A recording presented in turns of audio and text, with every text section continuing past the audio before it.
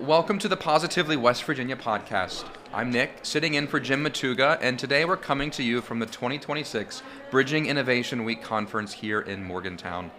This event brings together founders, leaders, and organizations from across the state who are all playing a role in shaping West Virginia's entrepreneurial ecosystem.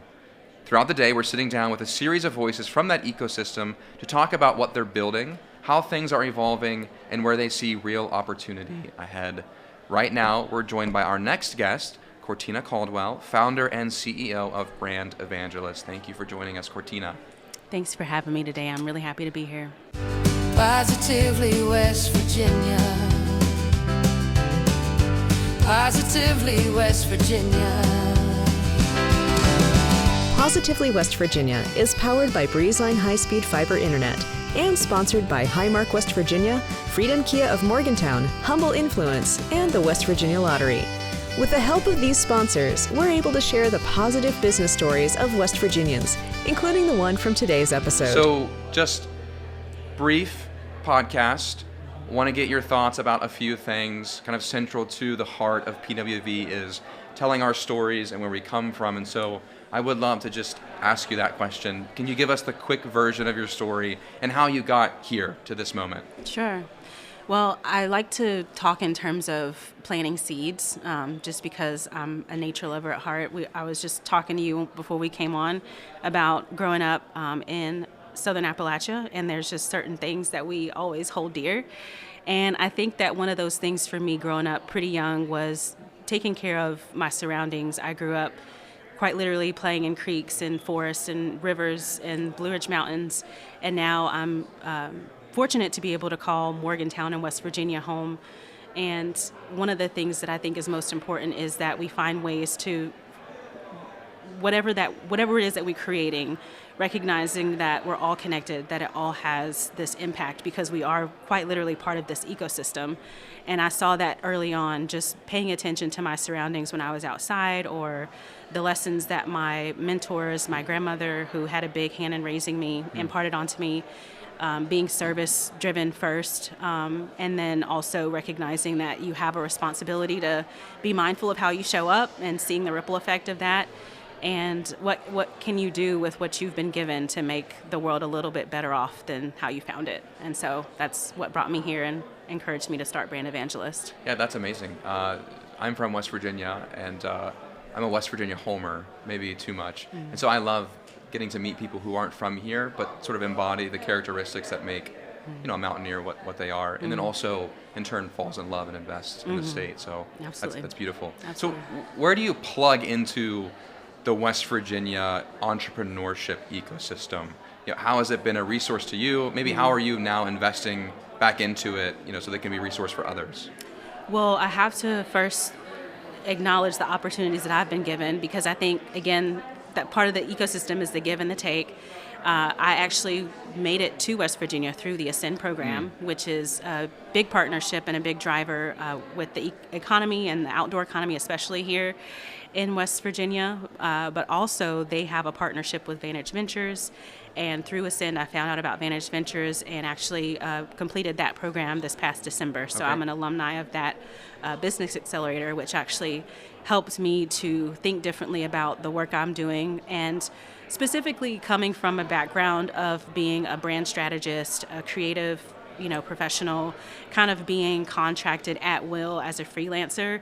I really had to do a lot of I would say personal and professional work, because you kind of have to shift your mindset before anything else changes. You learn that a lot more and more as an entrepreneur, that it's you, but it's not you.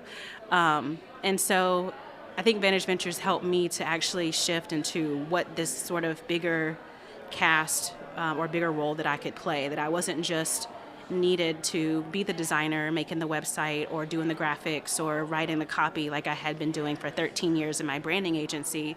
But now starting Brand Evangelist and being a tech startup, I actually have the opportunity to productize my expertise so that it can help more people. So it's not limited to me just being in the room, but that I can also kind of train and coach and develop more people. And that kind of played out this semester.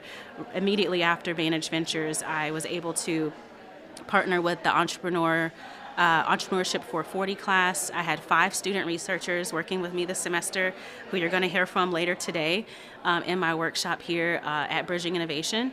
And basically they went on this journey with me for the past 5 months or so, testing Beautiful Good, which is the AI platform that I built and is in prototype right now.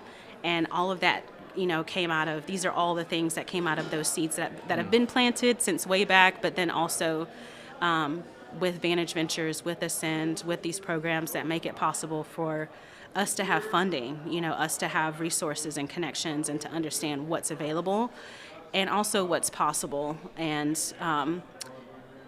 I think that's been the most important thing. And so I would like to continue working with students in whatever way I can, whether that's the 304 marketing program or the data-driven West Virginia. Those are some that I mentioned because they're really innovative programs, and I think West Virginia University in particular does an incredible job of making experiential learning available to its students, and I've witnessed that, and it's impacted my business directly. Yeah, that's sort of the nature of an ecosystem, right? Where you're not only a part of it as a beneficiary, but you're also benefiting everyone else that's a part of it too. There's like a mutual reinforcing of helping each other. I think that's why, as I listen to you talk and others, it makes the most sense that entrepreneurialism is growing in West Virginia because West Virginians love to work together to find solutions. It's that Appalachian spirit. Yeah, that's right. Taking care of your neighbor.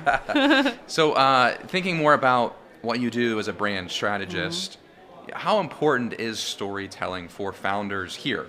People with startups and brands and companies. And then where are people getting it wrong? Like, what are some challenges that you see people facing and solutions that you've even come up with over your long career? I think storytelling is kind of nuanced because what I stand on and what I've always talked about, and this shows up across my work and is so consistent, is authenticity. And so I think that one of the most important things that we can do with storytelling, especially telling our own stories or telling the story of our business or brand, is be honest, stand on whatever principles, whatever motivated you to start the thing, whoever it is you want to serve. I think that especially now in the social media age, we can get really swayed by what our peers are doing, what's happening around us, how often we should even be showing up online.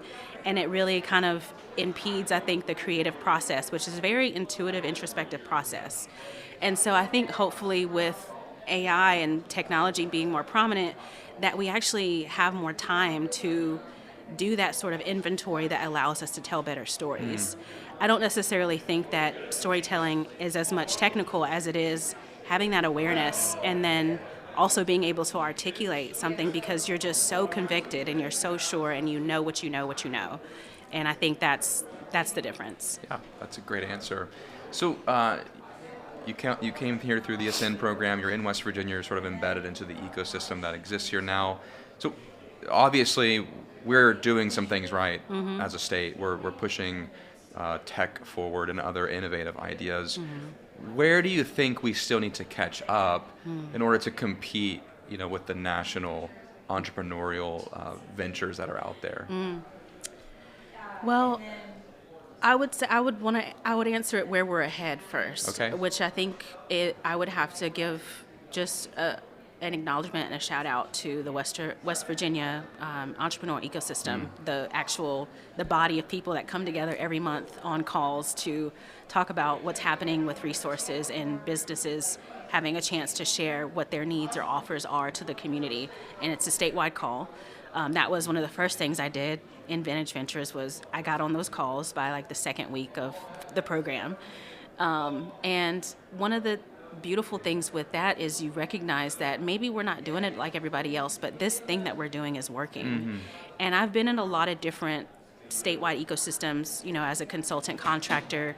I traveled and I did a lot of work with governments. I've worked with City of Asheville, City of Chattanooga, Buncombe County.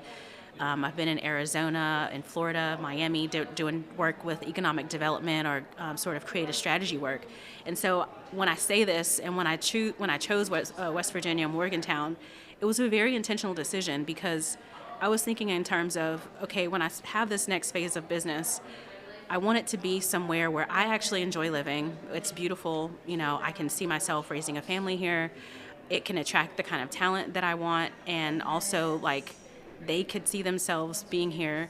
So those are the things I would want to say first, is that I think we get those things right. And I think, again, going back to that sort of like creative energy, I think it makes sense why there's kind of like this cyclone or like this momentum building. Sure. Energy. Right, because like we have that sort of creative space with the nature connection, and I think they're all related.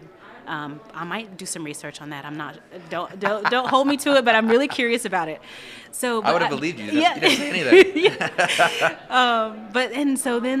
But the thing I think that we're maybe missing, or that we're not necessarily hitting the nail on the head, would be when it comes to the funding, right? And so like we in the Vantage Ventures program and with some of the other founders I've looked at, and we've all looked at, how are we comparing to the number of startups funded and like the dollars raised by startups and businesses through VC funds, or grant dollars that we have access to. And I know some of that is changing with the new Office of Entrepreneurship here, and so there will be more opportunities. But I just think if we want to be able to attract the kind of startups and businesses to headquarter here, and to be really progressive thinking, work with our students, we have to think about, okay, what opportunities do they have to expand? What kind of capital would they access? Would they have to get it from out of state?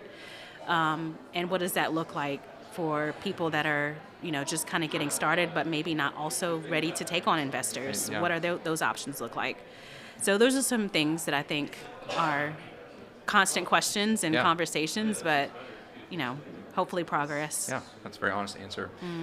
Just sort of bringing the podcast or the interview to a close, I'm just curious, as someone who is invested into the ecosystem and, is a vital component to it, for someone that might be listening for the first time, they want to be a part of it, what would you say is the first smartest step? Like, what can you do right now to sort of get involved? I would say, well, number one, get those calls on your calendar. Yeah. Second Tuesday, I join them too. I'm in there. Get in there. Even if you're not in West Virginia, be a fly on the wall. See what's happening here. Maybe there's some cross-state collaboration that can happen on some of the things I mentioned. And I would say the second thing might be see how you can offer your expertise or your knowledge. I'm always looking for gatherings or meetings, or not even meetings, but like events and social spaces where ideas are also being exchanged. And I almost wish I had the capacity to host something like that. And maybe it's a salon, maybe it's something similar to like a tech version of Creative Mornings, or I don't know. But if there's somebody that has the capacity and energy to host or like help gather people in person, I think that would be a great way to contribute to our ecosystem and maybe fulfill a need that we don't all have because we're all busy running our businesses and doing the work. So I would say if you can find ways to add value and help gather people, or even, share resources, that's probably a great way. Just as a shameless plug, we actually are hosting, we're calling it the Influence Collective, this Thursday in our office space. So no way. Make sure that you sign up after this. Yeah, okay. It'd be great to have Happy you. to know about that. As we close here, is there anything else you'd like to share just with our audience? Yeah, I think now more than ever, I would say stay curious and stay open-minded. Don't forget that our students are living through some wild times. Yeah. And not only do they need our support, in terms of staying balanced, but also the opportunities, are there for them. Like, if you have an intern, don't just give them social media things to post. Give them actual projects, things that they're interested in. There's a lot of value in that, and they'll, be taking the reins. So we can start now with them, I think. Yeah. Wise words. Thank you so much for joining us. Thank you for having me. Appreciate it, Nick. We'd like to thank our partners, Humble Influence, Freedom Kia of Morgantown, Highmark, West Virginia, the West Virginia Lottery, Interaction Media, and our studio sponsor Breezeline for helping to share these positive stories.